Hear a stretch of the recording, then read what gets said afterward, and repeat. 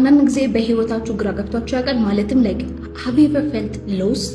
ምን ማድረግ እንዳለባችሁ ደግሞ ምናልባት ህይወታችሁ እድሜያችሁና like የሌላ ሰውን ህይወት ስታነጻጽሩ እናንተ ወደ ኋላ እንደቀራችሁ አይነት ስሜት ይሰማችኋል? probably like አብዛኛው ሰው የሚሰማው ስሜት ነው።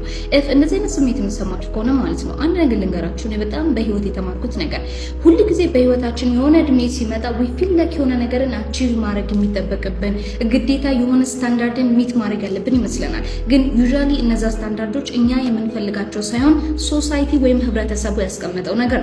እንደዚህ ብላችሁ አስቡት። እዚህ ምድር ላይ ስትፈጠሩ like ፈጣሪ ሲያመጣችሁ ማለት ነው ዓለምን ኤክስፒሪየንስ እንድታደርጉ ነው። ፔንን፣ ደስታን like everything እቺ ምድር ኦፈር የምታደርገው ነገር ኤክስፒሪየንስ ማድረግ ነው እንጂ እራሳችሁን ገና ያንግ እድሜ ላይ ሌብል አድርጋችሁ እንድትቀመጡ አይደለም። ምናልባት ደግሞ if you still feel lost ምን ማድረግ እንዳለባችሁ ግራ ከገባችሁ ጊዜ አላችሁ። ኦኬ ያ sometimes አንዳንዶቻችን like በ15 ዓመታችን ነቃለን፣ አንዳንዶቻችን በ20 ዓመታችን፣ አንዳንዴ በ30 በ40 በ50 በ70 ዓመቱ የሚነቃ ሰው አለ።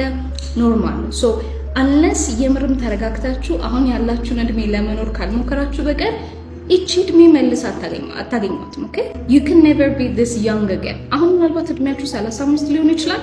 you can never be this young again።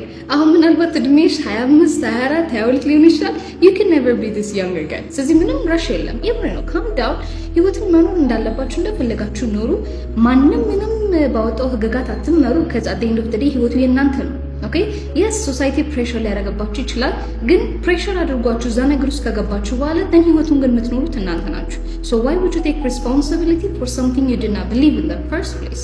so yeah like መረጋጋትን የመሰለ ነገር የለም። ስለዚህ you don't have to ለምን ነገር you don't need to figure it out. go crazy if you have to. that's my advice.